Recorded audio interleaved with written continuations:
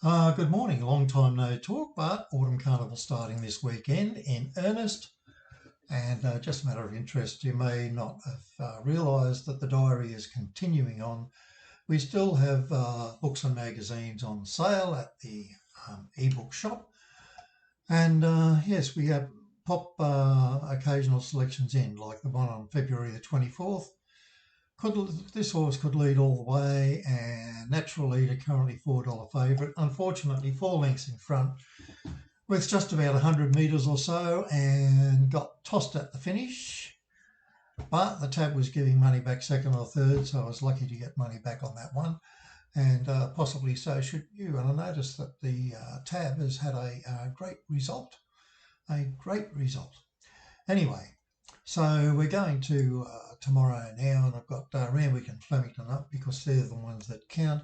Randwick, I get the impression it's probably sitting about a slow 7 right now, and it's raining. Flemington, on the other hand, is a good 4 as of this morning, but rain expected possibly later today or tomorrow. So let's start with Remington. Randwick. Let's start with Randwick and look ahead at the races that are coming up. So we're not interested in the benchmark 72 or the class 3 or that one, but we've got the group 2 here. That's the Sweet Embrace, where Pembury is a bit of a standout, rated $3, but you can be sure that Lumbini will be very close at the finish.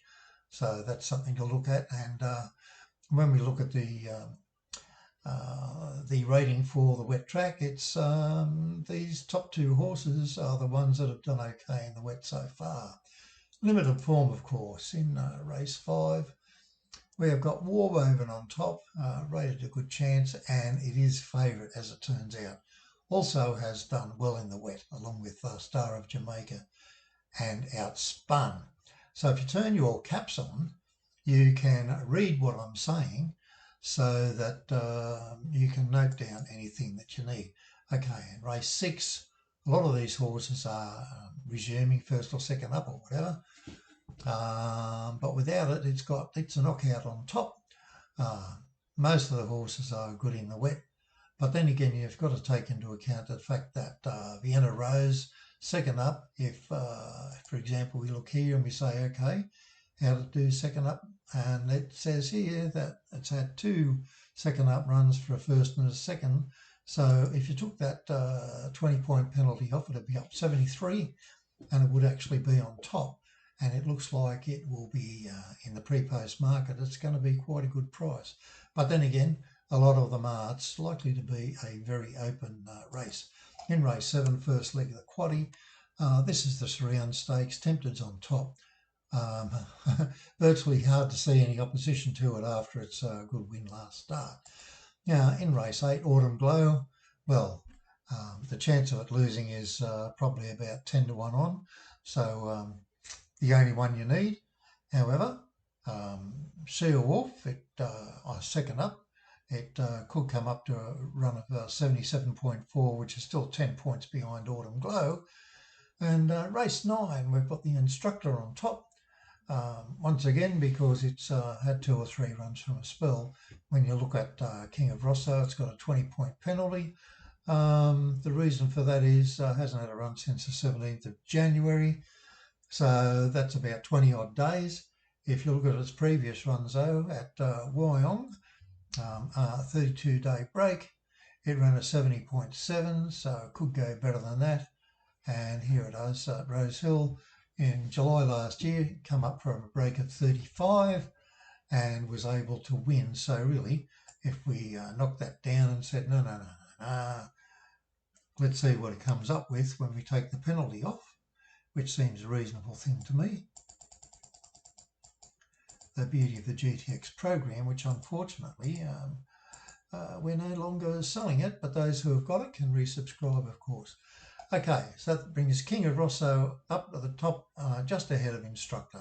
So there's a couple of chances there that are a slightly longer price that could add some value to the quaddie, but I don't think it's a good idea to back it. And Rosalind Star, it comes up on top. It's going to be the favourite, And so if it was to get up, it's probably going to be the lowest bloody, it will be the lowest quaddie for a long, long time, I imagine. Now at Flemington, look, it's currently a good 4, and we won't know how much rain it's going to get, and whether the track will maintain its status or possibly at worst go to a soft 5. On a soft 5, the wet track thing doesn't count. So first race is a listed race, and Jacaranda looks pretty much of a special here. In race 2, you've got Flying Mickey in a wide open race, but it's only a benchmark. Benchmark in race 3. Race 4 is a benchmark. Race 5, we've got the Gold Comet Open Handicap, which could be interesting, but you know, we've got better races to look at here. And we've got the Trophy Handicap there. In race 7, we've got the Group 2, which is the Blame You Stakes. We've got Hollymance on top.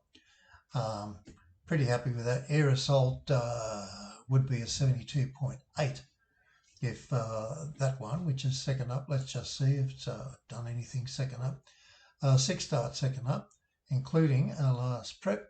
So we can take that, and we've got to give it a 10.5 to get rid of that 20-point penalty that would have been in there. So let's go up to there.